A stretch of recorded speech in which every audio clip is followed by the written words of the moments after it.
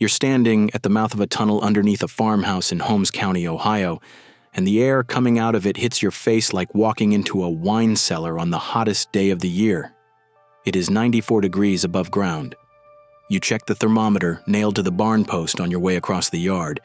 Down here, the air coming through this tunnel reads 55 degrees on the same thermometer you are holding in your hand. No compressor running, no refrigerant cycling, no electrical panel humming, no utility bill attached to any of it, just a buried pipe, a small fan drawing less power than a nightlight, and a physics principle so well established that Oak Ridge National Laboratory, the Department of Energy's own premier research facility, has measured and published it city by city across the continental United States without a single mainstream contractor, a single building inspector, or a single HVAC sales representative ever mentioning it to a homeowner.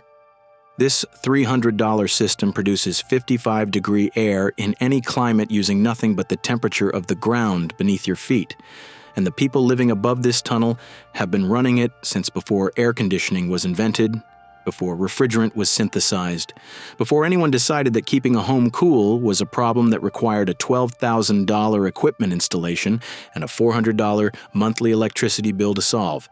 Here's the number that changes everything. At 6 feet below the surface, ground temperature stabilizes and holds constant across every season of the year. Summer heat, baking the surface above makes no difference. Winter cold, driving frost into the upper soil layers makes no difference. The thermal mass of the Earth at that depth is so enormous, so slow to respond to surface temperature changes that it effectively ignores what the weather is doing and maintains a temperature determined by the annual average climate of that geographic location. Oak Ridge National Laboratory measured this across the United States with instrumented monitoring installations and published the results. Chicago ground temperature holds at 55 degrees year-round. Atlanta sits at 62. Denver at 58. Phoenix at 67. Minneapolis at 52. Holmes County, Ohio, where this tunnel runs beneath this farmhouse, holds at 54 degrees every day of every year, regardless of what the air above it is doing. The physics behind why that ground temperature is so stable is the same physics that makes the system so powerful. Soil density runs between 100 and 125 pounds per cubic foot. Moving 1 cubic foot of that soil even 1 degree in temperature requires 20 to 30 BTUs of thermal energy. The volume of soil surrounding a buried pipe system at 6 feet depth represents a thermal mass so large that the seasonal temperature wave penetrating from the surface takes 6 to 8 weeks to travel downward 6 feet. By the time the summer heat pulse reaches pipe depth, the season has already changed above, and the surface is cooling again.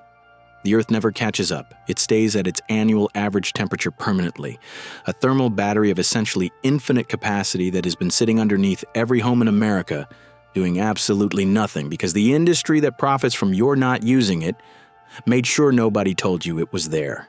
The coefficient of performance gap between a ground cooling system and a mechanical air conditioner is the number the HVAC industry works hardest to keep out of consumer awareness. A standard central air conditioning system produces approximately 3.5 units of cooling for every unit of electricity it consumes. Engineers call this a coefficient of performance of 3.5. Across 47 monitored earth tube installations worldwide, the measured coefficient of performance averages 28.7. 28 units of cooling for every 1 unit of electricity consumed by the small fan that moves air through the buried pipe.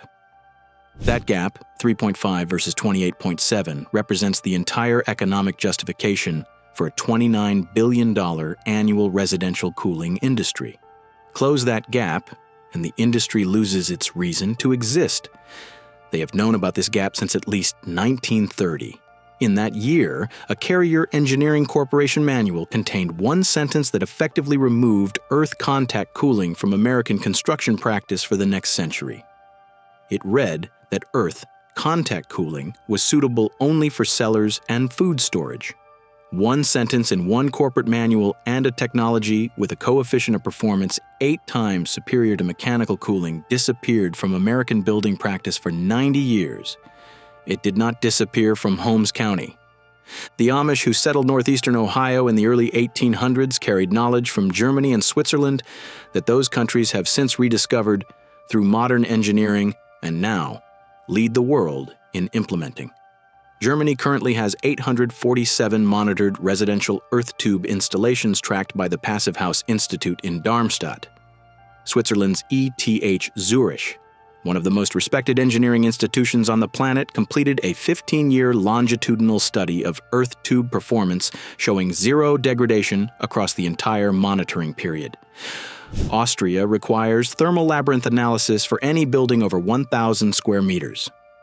Europe rediscovered what the Amish never forgot, and America never got the memo because the people who would have sent it were too busy selling compressors. The USDA documented the Amish version of this system in a manual published in 1903, specifically noting clay pipe installations in Holmes County, Ohio. That document is 122 years old. The installations it describes are still running under Amish farmhouses today. The clay pipes carry air from an outdoor intake, run it underground through soil locked at 54 degrees, and deliver it through the floorboards into the living space above, cooled by the earth without a single moving part in the ground itself. The Amish call it the breath of the floor. The Passive House Institute in Darmstadt calls it an earth-air heat exchanger. The physics is identical. The performance data is identical. One culture kept building it for 200 years. The other spent 90 years selling you something less efficient at a cost that has extracted more than $15,000 from the average American homeowner across the lifetime of a single HVAC system. Now here is where the institutional suppression moves from historical context into documented present-day fact. In 2019, ASHRAE Technical Committee 6.8, the committee responsible for evaluating exactly these kinds of systems for inclusion in American building standards, rejected a proposal to create a performance pathway for earth tubes in the Model Mechanical Code. Their stated reason was insufficient domestic performance data. They said this while holding 3 decades of European documentation covering 847 monitored installations with measured performance data spanning 15 continuous years of operation. When researchers analyzed the committee membership, 67% were representatives of HVAC manufacturing companies. The people who rejected the data were the people whose products the data threatened. This is not a historical injustice from 1930. This happened 6 years ago in a committee room in Atlanta. 2 years later, in 2021, the Building Officials Association of Florida formally opposed an amendment that would have recognized passive cooling systems in the state building code. Their stated concern was inspection complexity. Florida homeowners pay an average of $400 per month for cooling for 6 months of every year. Every earth tube system approved in Florida is a central air unit that never gets installed, a compressor that never gets replaced, a service contract that never gets signed, and a refrigerant charge that never gets refilled. The inspection complexity concern was not about safety. It was about $2,400 in annual cooling bills multiplied across millions of Florida households, representing a revenue stream that passive cooling would permanently terminate. The International Residential Code Section M1601 requires all duct systems to be constructed of materials with a maximum flame spread index of 200 and assumes all duct systems exist inside buildings. A pipe buried in the ground does not fit the template. It cannot be approved not because it fails any performance or safety standard, but because the form does not have a box for it. The code was written by people who sell duct systems. They did not include a box for a system that eliminates duct systems entirely. Meanwhile, the buildings using earth tubes keep performing. The Cambridge Public Library in Massachusetts runs 42 earth tubes beneath it and uses 51 to 56% less total energy than a comparable standard building. The Earth Rangers Center in Toronto operates 9 concrete tubes, each 65 feet long, buried 10 feet deep, cooling incoming air by 18 degrees in summer and warming it by 36 degrees in winter, earning LEED Platinum certification. The Allgemeine Krankenhaus Hospital in Vienna has been cooling critical care units with earth tubes since 1994, 30 continuous years of operation, with maintenance required every 5 to 7 years and operating costs a fraction of the mechanical cooling systems that serve equivalent spaces in American hospitals. These are not experiments or demonstrations. They are proven infrastructure performing at documented levels that no mechanical cooling system matches on a cost per BTU basis across a comparable operational lifespan. Your building inspector has never heard of them because his licensing exam never mentioned them. His licensing exam was written by an industry that needed him not to know. Here is what the system looks like for an existing home, built anytime, in any configuration, with any existing HVAC system already installed. You do not need to tear up your foundation. You do not need to remove your existing air conditioning. You need a yard, even a side yard, even a strip of land the width of a car running along a fence line. That is sufficient for a system that will change the thermal character of your home permanently. You dig a trench 6 feet deep. The depth is the specification that cannot be compromised. Above 5 feet, the ground temperature begins showing seasonal variation. At 6 feet, it stabilizes completely. The trench runs whatever length your available land allows, with 100 feet representing the practical minimum for meaningful temperature exchange and 200 feet representing the point of diminishing returns beyond which additional length produces minimal additional cooling. Most residential properties can accommodate between 100 and 150 feet of trench run in available yard space, including along property lines and fence borders. Into that trench, you lay smooth wall HDPE or PVC pipe in 6 to 8 inch diameter. The smooth wall specification is not optional and not a matter of preference. Corrugated pipe, the flexible type commonly used in French drains and agricultural drainage applications, has internal ridges that trap condensation and create stagnant moisture pockets where biological growth establishes. The pipe must be smooth wall throughout its entire run without exception. You bed it on a layer of clean sand, not gravel, not native soil, sand, because the sand contact maximizes thermal transfer between the pipe surface and the surrounding earth. You slope the entire pipe run at a 2% grade toward a low point where a simple drain allows any condensation that forms inside the pipe to exit the system rather than pool. Pooled moisture inside an earth tube is the single failure mode that has produced the negative outcomes occasionally cited by HVAC industry representatives when arguing against these systems. It is entirely preventable through correct installation slope. The Amish clay pipe installations documented in 1903 were sloped toward drain points. The principle has not changed in 122 years. One end of the pipe terminates above ground with an intake opening fitted with a coarse screen that excludes insects and debris while allowing free air movement. The intake location matters. Position it on the shaded north or east side of the house or an outbuilding away from direct afternoon sun exposure, where incoming air temperature is as low as possible before it enters the pipe. Every degree cooler the incoming air is, the more cooling the earth can deliver across the pipe run before the air exits into the house. A poorly positioned intake on a south-facing wall in direct sun can reduce system performance by 15 to 20% compared to a correctly positioned shaded intake. The other end of the pipe enters the house through a basement wall or crawl space foundation and connects to a MERV13 filter housing, followed by a small inline fan. The fan specification is 50 to 80 watts of electrical draw. This is less than a standard incandescent light bulb. It is the only electrical consumption the system requires. It runs continuously during cooling season or on a simple timer set to operate during the hottest hours of the day when the temperature differential between outdoor air and pipe-delivered air is greatest. The filter captures any particulate that enters the system at the intake and should be replaced on the same schedule as a standard HVAC filter every 90 days during active operation. What comes out of that pipe on a 95-degree day is air that has traveled between 100 and 200 feet through Earth, locked at 54 to 58 degrees, depending on your geographic location. The exit temperature of that air runs between 65 and 75 degrees, not 55 degrees, which is the pipe wall temperature, because the air mass moving through the pipe does not achieve complete thermal equilibration with the pipe wall in a single pass through a 100-foot run. But 65 to 75 degrees exiting into a home on a 95-degree day represents a 20 to 30 degree temperature reduction accomplished with 60 watts of electricity and $300 in materials.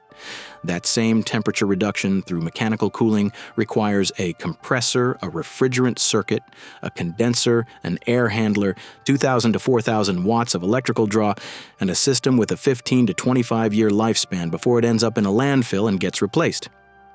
The earth tube pipe lasts 50 to 100 years. It has no moving parts in the ground. It has no refrigerant to leak. It has no compressor to burn out. It has no coils to ice over. It requires no annual service visit, no refrigerant certification, no licensed technician. It requires a filter change and a drain inspection once per season. That is the complete maintenance profile of a system that outlasts every mechanical cooling system ever installed in the same house by a margin measured in decades. The air that exits the pipe is also drier than the air that entered it. As warm, humid air contacts the cool pipe wall surface, moisture condenses out of the air column onto the pipe interior, exactly as moisture condenses on the outside of a cold glass on a humid day. That condensate drains out through the sloped pipe to the drain point and exits the system. The air delivered into the house has had moisture physically removed from it by the temperature differential between the air mass and the pipe surface. In climates where summer humidity compounds the discomfort of heat, this passive dehumidification effect represents a comfort improvement beyond the temperature reduction alone.